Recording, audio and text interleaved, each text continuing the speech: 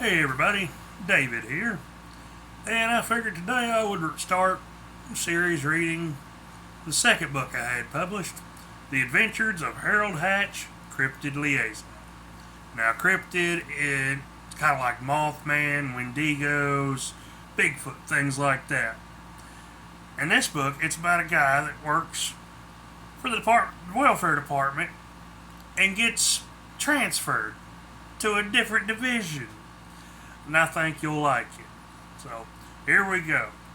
The Adventures of Harold Hatch, Cryptid Liaison, by David Matthew Mead. Author's note and forward. First of all, thank you for reading this. I know most people skip the intro, so if you did, then too bad. If not, you're awesome. I spent several years living in a trailer park, so I have some insight into that world. Contrary to what society thinks, not everyone in a trailer park is a drug-addicted criminal. Most are hard-working, decent folk, though I have witnessed some odd things. I'm being serious here. For example, I once saw a man in purple scrubs wearing a headband made from pantyhose. He was doing karate moves on a dummy made of pillows. The entire time he chanted the Pledge of Allegiance while chugging one beer after another. And he was chanting it with each chop and punch and kick and block. I was like, I was probably 12 at the time. I'm sitting there like, I'm just going to go home. Another time, I saw a woman wearing dog ears and eat out of the dog bowl. I did, and I'm not mentioning no names, but her husband came in and put a dog collar around her neck, and she had on some dog ears and got down on all fours, and he led her around the yard, had her drink and eat out of the dog's bowl. They were eccentric. Let's just go with eccentric. That's a good word. I don't think they were on drugs. I just think they were weird. But anyway, I hope you enjoy the book. It was a blast to write, and honestly, I loved writing this book. I had a lot of fun writing it, and that was a great thing about it. Even though it took me a while to finish, and it did. It took me over a year. I'm glad I got it done. The following is fiction. To my knowledge, there is no Purple Pines Trailer Park, just as I hope there is no Horsefinger, Arkansas. I've never seen it. There may be.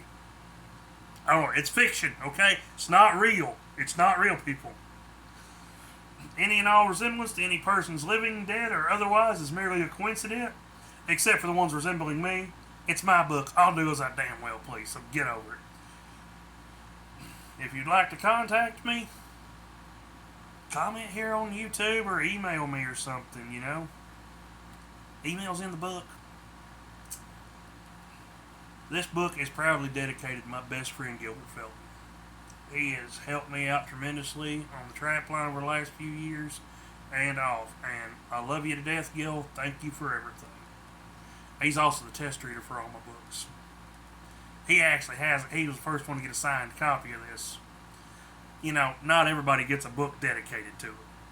So, we're going to start out with Chapter 1. Promotions are bullshit. And I can attest they are. Chapter 1. Promotions are bullshit. My name is Harold Hatch. I work for the Federal Department of Welfare and Safety. I was happily pecking away on my keyboard when my boss came to my cubicle. I spent nearly every waking moment there. In a 4x4 space, some of my coworkers had pictures of families or hobbies on their cubicle wall. I had no family to speak of. Well, I had parents, of course, but they lived in a quaint little retirement village in Scottsdale, Arizona.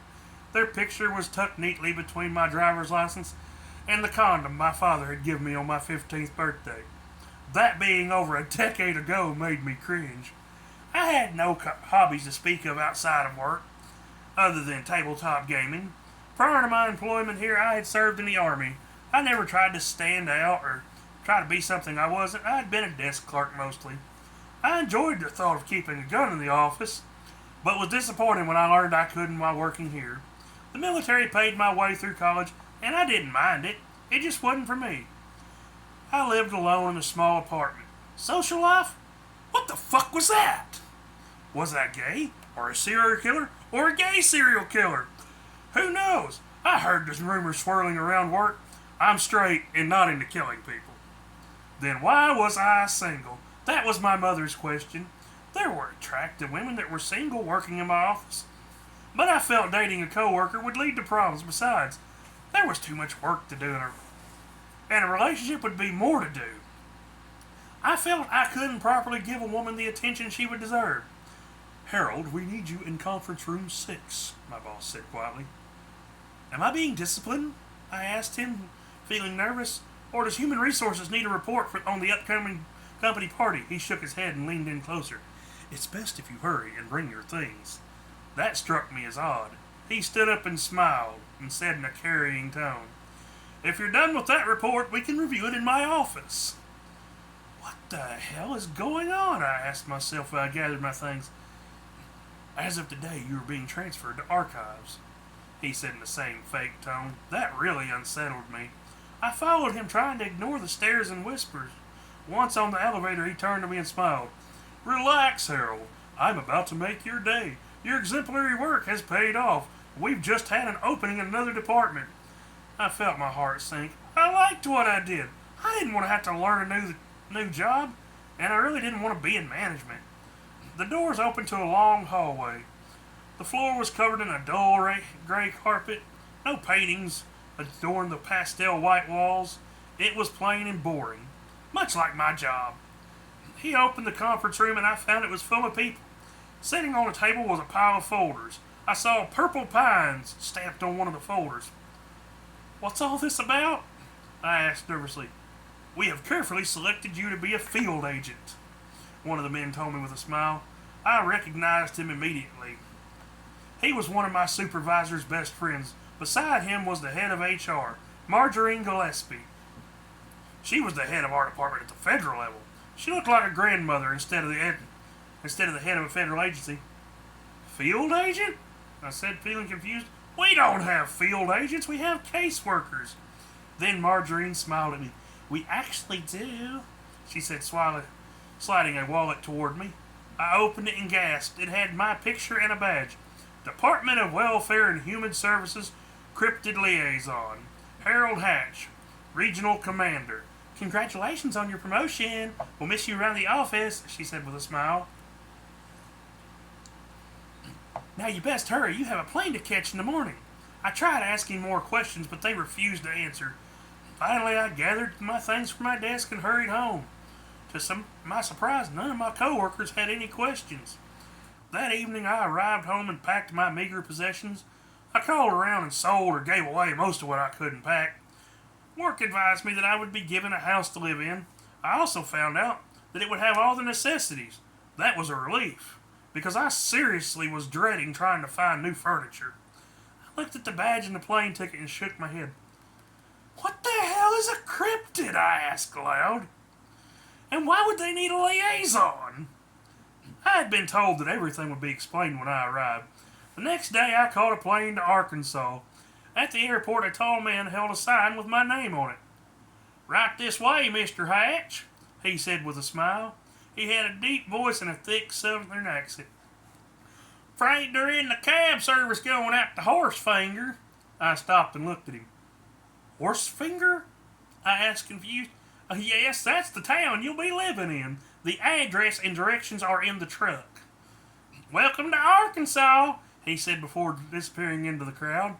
Along with my promotion, I was given a new vehicle. It was an older model truck. In the seat was a note. In the back of the truck were several boxes. I was surprised they held household necessities and appliances.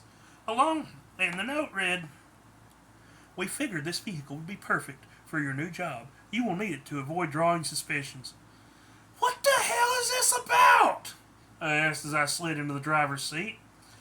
I drove to the residence the home office had given me. The drive was pleasant, and the countryside was gorgeous. After 7 years in the city, I had forgotten what a forest looked like. I saw a fading green sign. Welcome to Horsefinger.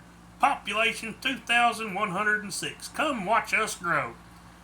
Who the hell names a town Horsefinger? I asked myself. It had been no worse than some of the other towns, the names I'd seen. Wiener, Smackover, Possum Grate. It was actually a nice looking town. There was a little line of shops and various stores. I stopped for lunch at a small diner. "Excuse me, but how far is Fairview from here?" I asked a waitress. She was an attractive blonde with bright blue eyes. "Oh, it's about 3 miles from here. It's a straight shot up the main stretch."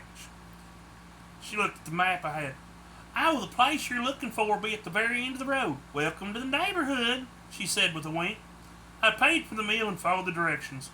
It was a small house at the end of a dead-end road. I parked my truck and looked at the house.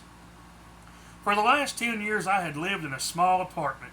It was cramped and noisy often due to the neighbors. Also, the traffic kept me awake most nights. The house was painted a light blue with a massive screened-in porch and a large 2-car garage. I unlocked the door and inspected the interior of my new home. It was empty and full of dust. There was a massive fireplace in the living room. I tried the faucets and found the water worked.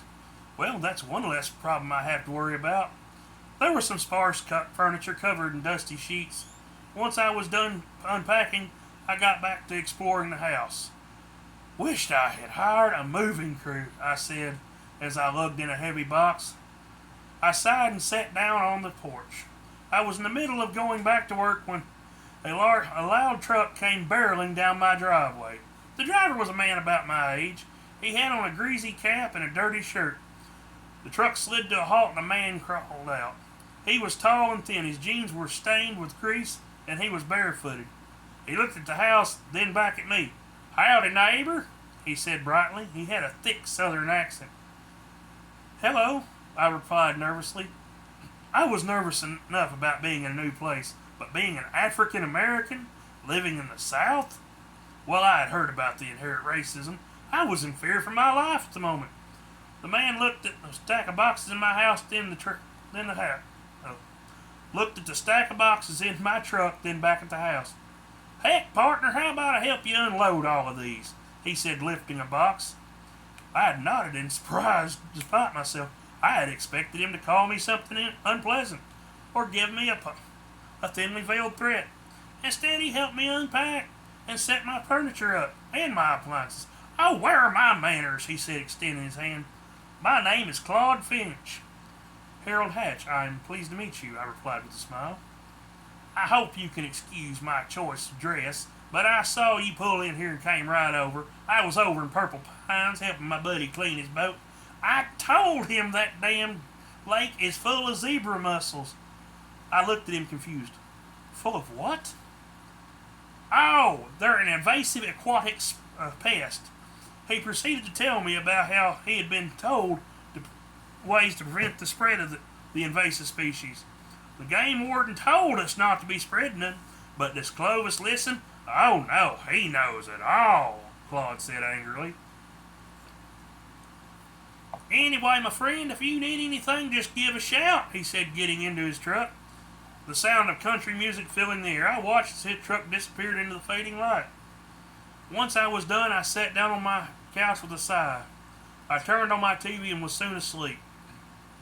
I woke the next morning to find a car pulling into my driveway. It parked next to my truck, and the man from the day before got out.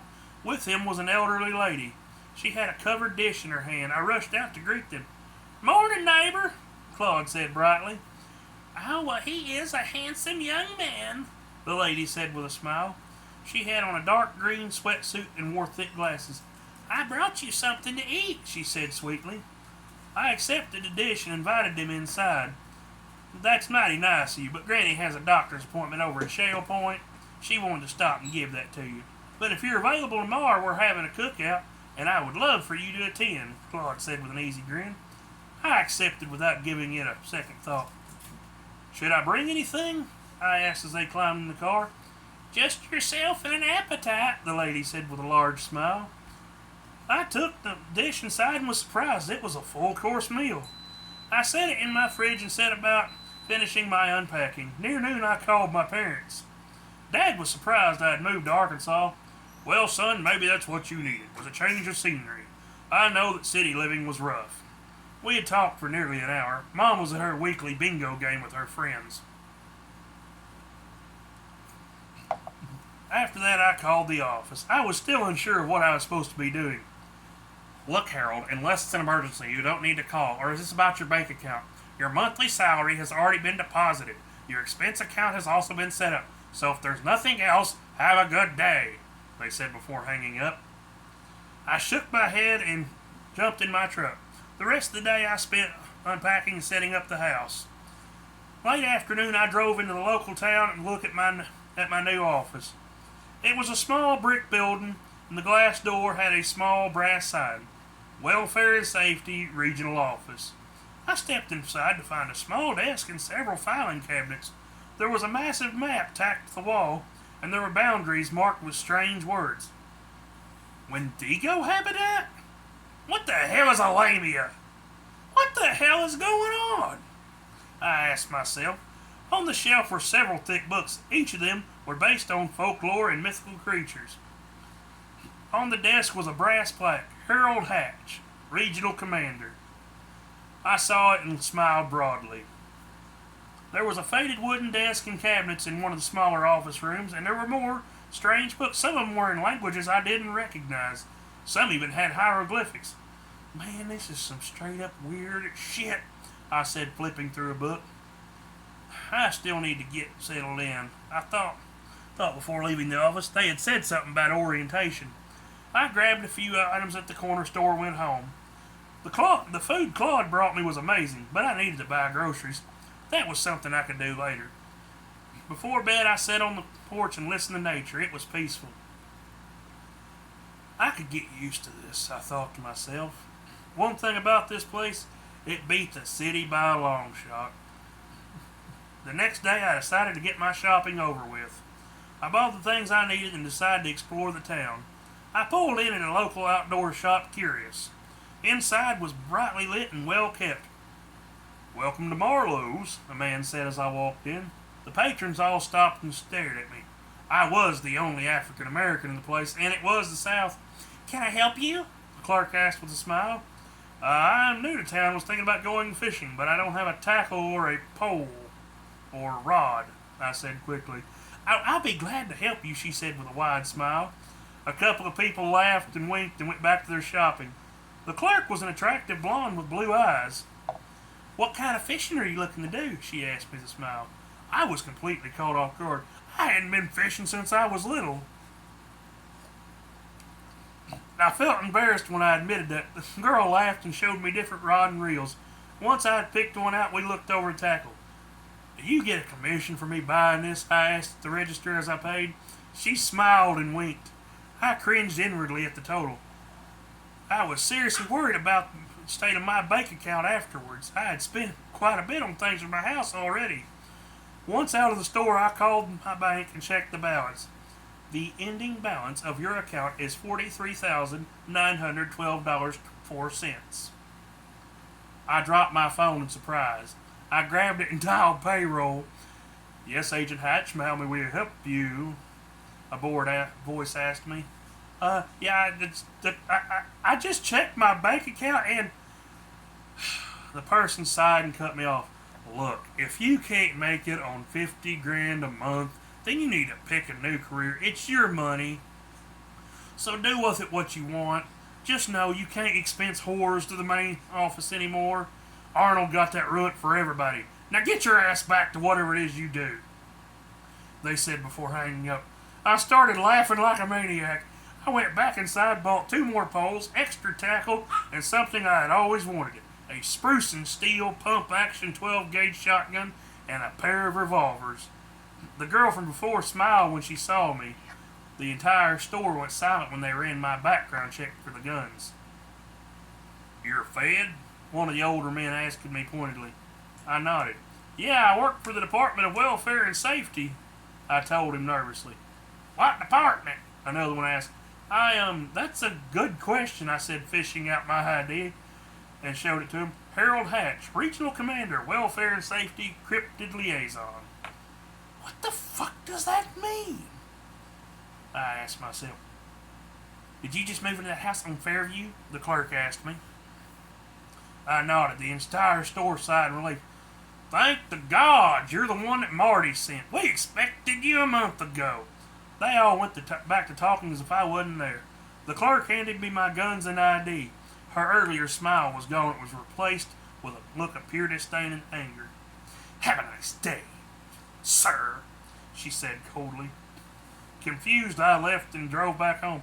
I kept thinking about how her demeanor changed toward me after she found out I was a Fed. Claude was sitting on my porch waiting for me when I got home. Is something wrong? I asked him as I stepped out of my truck. I realized we invited you over without giving you the address, he said with a smile. He spotted the fishing poles and grinned. Oh, hell, man, I didn't know you liked to go fishing. Shit, after we eat, I'll take you out to Piney Creek. There are some bass out there that are absolute monsters. I decided to ride with him to the cookout. So Paul told me you're the new liaison. That's a pretty sweet gig. Old Arnold had the job for the better part of 90 years. We were pretty broke up when he got cancer. Never figured they'd send to someone like you, he said as we pulled onto the highway. What do you mean by that? I asked him. Claude blanched. Oh shit, that sounded racist. I meant you're the first rookie they've sent. You really don't have a clue what this job entails, do you? I began to feel uneasy. Oh, don't worry about it too much. It's a gravy job. It makes you feel any better? I work for the same office, he said, pulling out his own badge. Claude Finch, Department of Welfare and Safety, Cryptid Division. Woodland Liaison and Master of Arms. What exactly is a Woodland Liaison and Master of Arms? I asked him. He grinned and put the badge back in his pocket. We can talk about it later.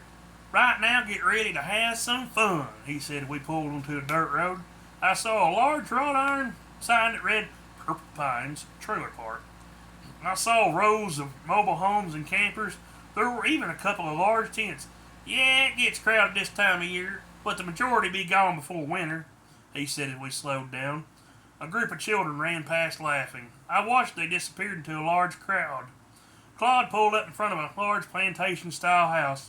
There was a large group of people gathered around a set of massive grills. Shit, I forgot to bring something, I said quickly. Claude laughed and waved a hand. Don't worry, man. Trust me, there's more than enough food. I saw the clerk from earlier walk by. She stopped and glared at me. I see you met Daisy, he said with a chuckle as we got out. Oh, don't worry about it. She's been out of sorts since Arnold died. I noticed a hint of sadness in his voice. I heard someone calling out to Claude. A scrawny man with a mullet came running up. He had a scraggly beard and wore grease-stained clothes. Harold, this is my buddy Clovis, Claude's introducing the man. Well, howdy there, boss. I'm Clovis Green. I'm the Woodland Spellmaster. I'm sure we'll be good friends, he said, shaking my hand. Spellmaster? I thought to myself. Maybe he's into swords and starscapes? Man, it would be good to find a gaming group here, I thought as they led me to a food-laden table. Before I knew it, I had a plate heaped with grilled food and a cold beer in my hand. I soon found myself talking to a large man. And I don't mean fat. I mean he was fucking huge. His wrists were several inches round and he was well over 6 feet tall. I just come by to check the beaver population. I know some folks in Florida to go crazy over their pelts, and there's a friend of mine that wants the tails for sheaths. His accent was strange. It was apparent English wasn't his first language, and his eyes were a deep amber color. Maybe he's into cosplay? I thought as I ate. He stood and stretched. Well, Harold, it's been nice meeting you, but I've got to get back to Arcturus, and it's about a 3-hour flight. Clovis came over looking disappointed. Zytar, are you leaving already? He asked the man. He laughed and nodded. Yeah, not till I found out about Carsey and her dating. And found out about her and Matt dating and blew a gasket. Clovis began laughing. Well, tell my sister I'm glad she met someone, and tell her to bring him around sometime. I listened as their conversation became more and more insane. They must be sci-fi geeks or something, I thought as I returned to my food. My jaw dropped as Clovis produced a massive warhammer with a spiked head. The handle was wrapped in what looked like scales. The head of it had long, sharp purple spikes. I reforged the head brace and used Veloxian steel for the new spikes. As he hefted the hammer to Zytar, the man took it and spun it in his hand. He nodded and winked at me. "See you around, Harry," he said, walking away. I sat there dumbfounded. Clovis sat beside me. His earlier vigor was gone. It was replaced by a look of melancholy. Wish I could go with him. That's part of the deal. I have to remain here. Anyway, I heard you want to go fishing. How about what kind of fishing you want to do? We soon settled into a conversation on the finer points of fishing. I spotted a girl walking by with her hair up. I noticed she had pointed ears. I looked down at the beer in my hand. I didn't drink much, and I was already on my sixth beer. "I'm drunk," I said, shaking my head, ignoring it. The evening wore on, and more people ate and introduced themselves to me.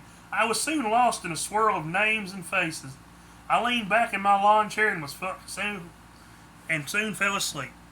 I woke up to the sound of laughter. I sat up and shook my head. What time is it? There was a large bonfire burning nearby. "You think they told him about this job?" I heard someone say. I looked around and rubbed my eyes. If they didn't, he's gonna lose his shit. I shook my head again. There was a pair of large men on horses near the fire. There was also someone covered in a thick fur coat. Look, we all loved Arnold, but he wanted to go. He held this post for decades. The youngster may be up to the challenge. I recognized Claude's voice. "He's human. They're all the same," a woman said coldly. And I heard the sound of a rattlesnake's tail.